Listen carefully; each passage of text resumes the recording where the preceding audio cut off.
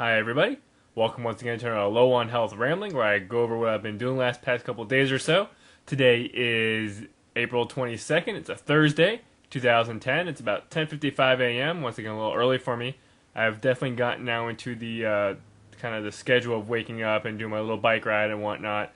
It's kind of keeping me in a nice, simple schedule. I also did some lawn work today, which was kind of nice to do, but just been kind of relaxing. Haven't really been doing much, but of course applying for jobs and nothing really fruitful that way. But I've been watching a lot of stuff and doing a lot of net content stuff, so I just want to go ahead and talk about some stuff real quick. Let's go ahead and start out here with some of the movies I watched recently. I watched Defendor, which stars Woody Harrelson and kind of a vigilante character, and I really like this movie. It's almost kind of like Forrest Gump meets Batman to an extent. He's just kind of a simple guy doing what he does, and I very much enjoyed this movie, and I definitely recommend people to watch it. It's a nice kind of heartwarming tale, and just give it a watch. I never really heard of it beforehand. I don't know if it came out of nowhere, if other people heard about it, but I never heard about it. And it was just kind of a nice little movie to watch. And I definitely recommend other people watch Defendor. Really good movie. Moving on here, I watched Legion, which was of course that movie that had a really cool trailer. A couple months ago, and people were like, "Oh, this movie's gonna be great." It's a bunch of angels fighting and whatnot. Not really that great of a movie, actually. Even when I kind of skipped around it, and even watching the action sequences themselves just weren't that great. Of course, there's not that much exposition, not really any kind of conclusion to say. Not really good of a movie. I know a lot of people had high hopes for it, but meh, just not that great. There's a lot of kind of cool things, but nothing's really done with them, and a lot of the action sequences are kind of subpar and quick. Moving on here, Crack.com had this little article up a while ago about the 7 most soul-crushing series finales in TV history, which I kind of went over, and I'm like, oh yeah, I remember like that show, and I don't remember how it ended, but these kind of just refreshed them. Like Alpha, apparently, its ending was not very good whatsoever. It's kind of sad. Apparently, he does get captured by whatever task force was looking for him, in which case they mentioned they might kill him and dissect him to learn stuff from him, which is kind of sad when you think about it. Alf didn't end, basically ended with him being surrounded and captured. What other one was here? Dinosaurs, remember the Not the Bad Mama stupid show? It was a good show. I remember watching it. It was funny. I'm sorry, I didn't mean to say it was bad. But of course, it ended with basically kind of starting the Ice Age and killing out the dinosaurs, in which case the father kind of basically did some things, and it ended with their whole world kind of ending. In which case, the people a lot mentioned it was kind of like environmentalist type of stuff. If you screw around with the environment too much, screw up the natural order of things, you end up doing mass extinction. And that's kind of a depressing kind of ending. I remember that show was kind of interesting because of the puppets were done really well back in the day.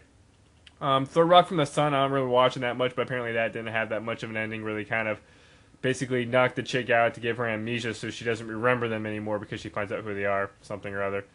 Dallas, I didn't really watch, but that's apparently has an interesting kind of satanic slant on it, which is interesting, I guess.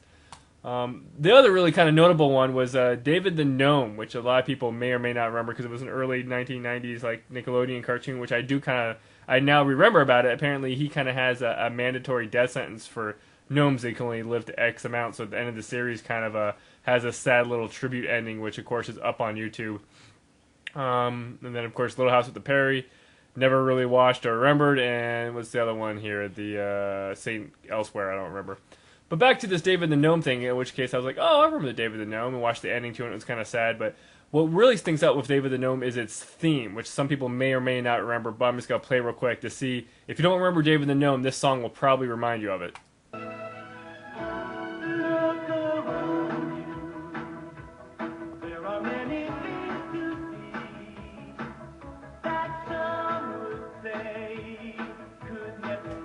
See, does that just... I didn't remember the show that much, but then once I heard this, I'm like, oh, it was that show with the gnome, and it was all kind of quaint, and I remember that. Just interesting, kind of just the throwback. I don't like to say I'm an 80s kid, in which case it was kind of a mid-90s or late 90s show. Anywho, moving on to some video game stuff for once. I did do another batch of reviews up. These kind of like just a couple quick reviews.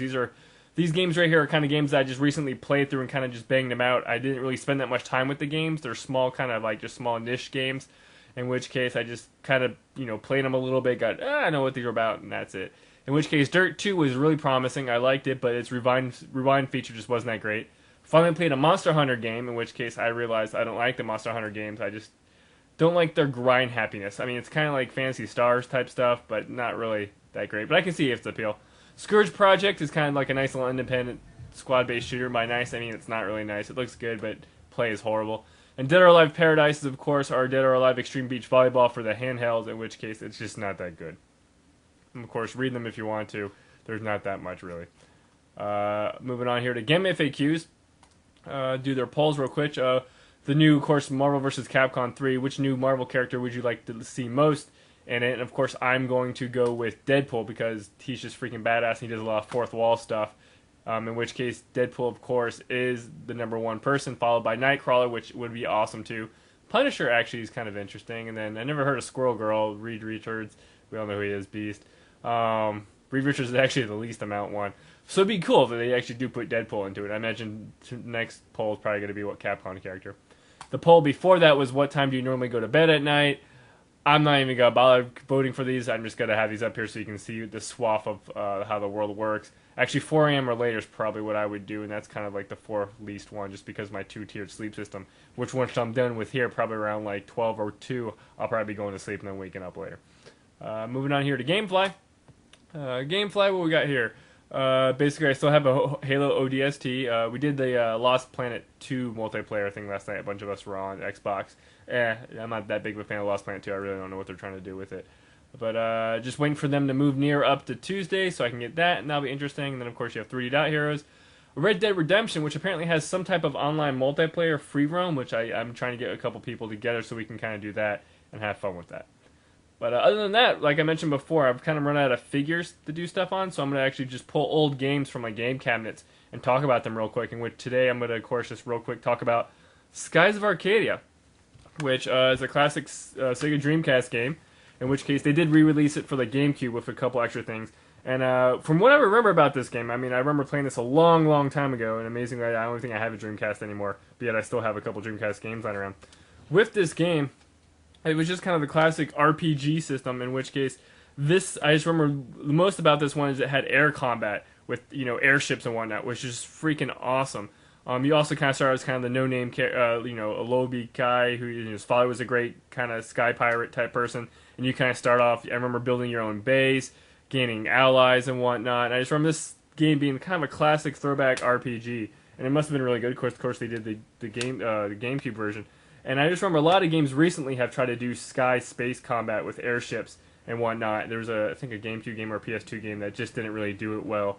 But this is kind of the essential, almost kind of go-to RPG back on the Dreamcast that was just really, really, really, really good at it. And I'll probably actually do, now that I'm going through these, I'll probably just write little mini reviews about what I remember about these games. That way I can just add them to my list, because I did play these games, and I didn't like write reviews. And can't really remember that much, and unfortunately I can't go back and play a lot of these, but I guess I could, but I'm not going to bother to. So I'm just going to write little onesie quick reviews on these things while I do them too. But Skies of Arcadia, one of the first probably Dreamcast games I bought and owned and played, and just really, really, really great.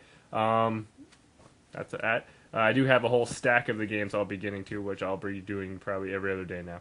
But other than that, as always, I'd like to thank you guys for watching, and I'll catch you next time.